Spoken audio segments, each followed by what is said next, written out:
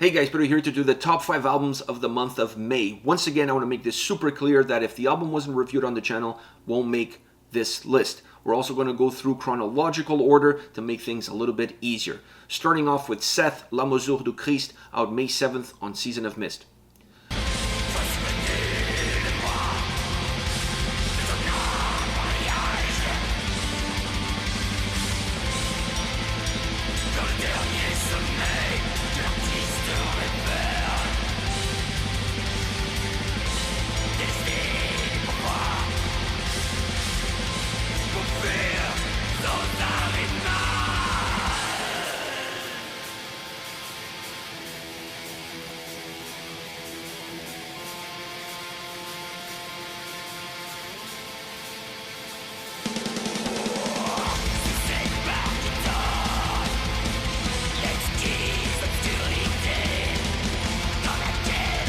This is the band's 6th album. They're a black metal band and they've been on a little bit of a hiatus, so what a triumphant return with this record.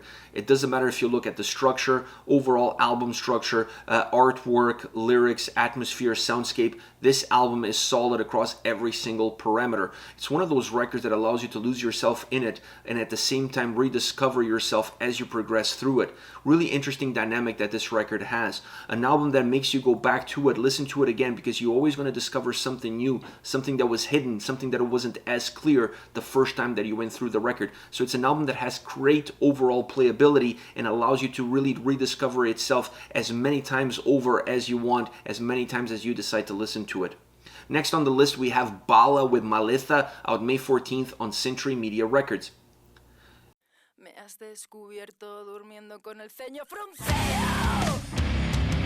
y no he podido confesarte cómo me atormentan sueños que el tiempo pase sin poder exprimirlo en las madrugadas.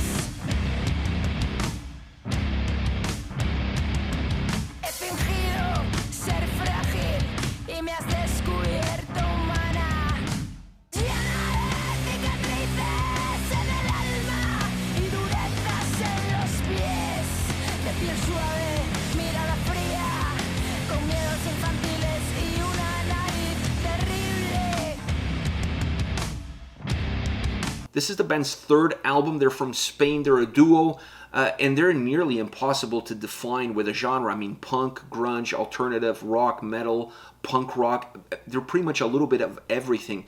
And normally to me, this is one of the problems that I have with certain bands, is not having a defined path in terms of what their soundscape is going to be.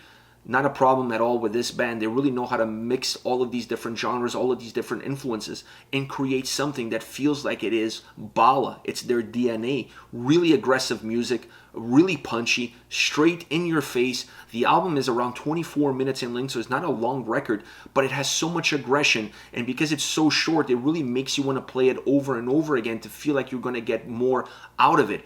I think this is an album that's going to have an incredible impact with fans. It's going to open the doors for even more fans to come into this band. And from my own personal perspective, I'm always going to remember the time that I pressed play and I discovered this band, because this album blew me away with the quality that it has, with the sound that it has, with the aggression that it has, with how raw it comes across. It feels like a live record, but in a studio setting. Next, we have Vexed with Culling Culture on May 21st on Napalm Records.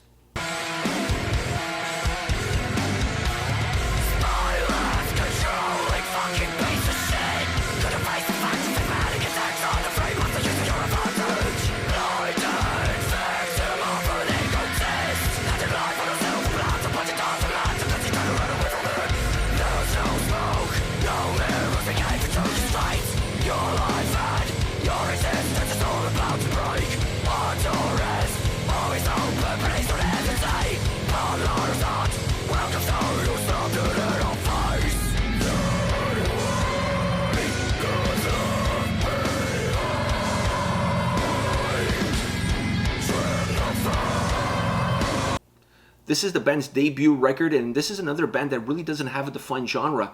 Metal, deathcore, prog, I don't know, what do you want to call this band? I mean, they just pull a lot of different influences into the mix, and their sound is really eclectic. It doesn't have a defined role, it doesn't have a defined path.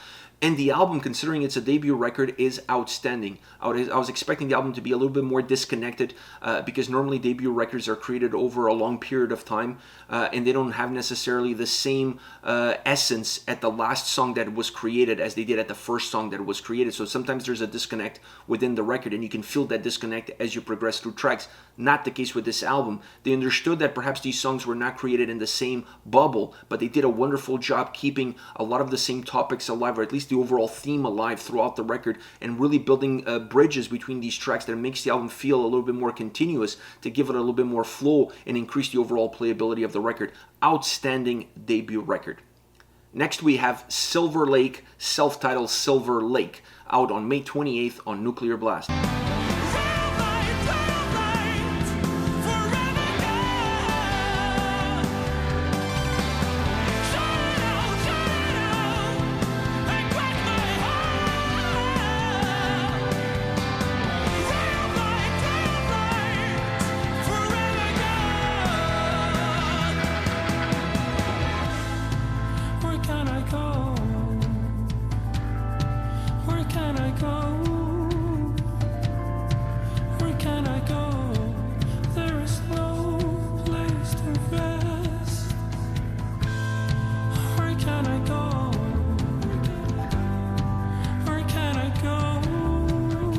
This is Hess's solo project, debut solo project. You probably know him better from Amorphous. This album also doesn't have a real defined genre to it.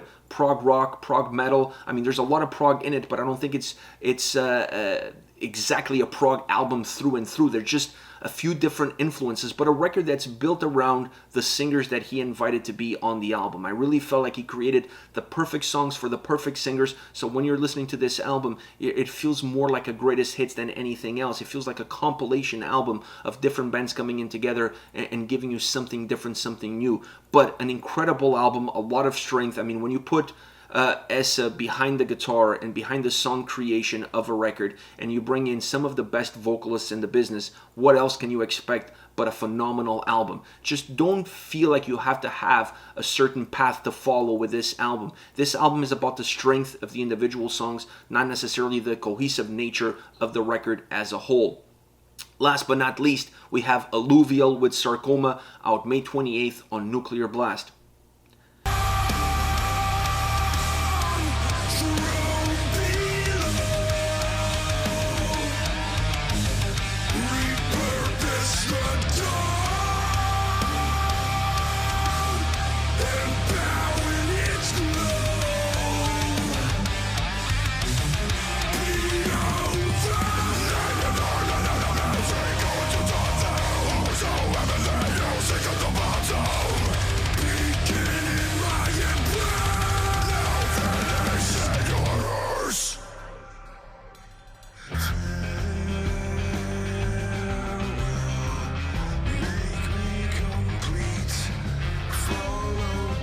This is the band's second album. They are a death metal band, and what an incredible record. I mean, this one came out of left field. I was not expecting this album to blow me out of the water as much as it did, and I think the reason for it is that this is not your traditional death metal record. It doesn't have that feel, that sound that stays very constant, that stays very compact from the first song all the way to the last song, that by the time you reach the end of the album, everything kind of felt like one long track, and it's really hard to tell the forest from the trees.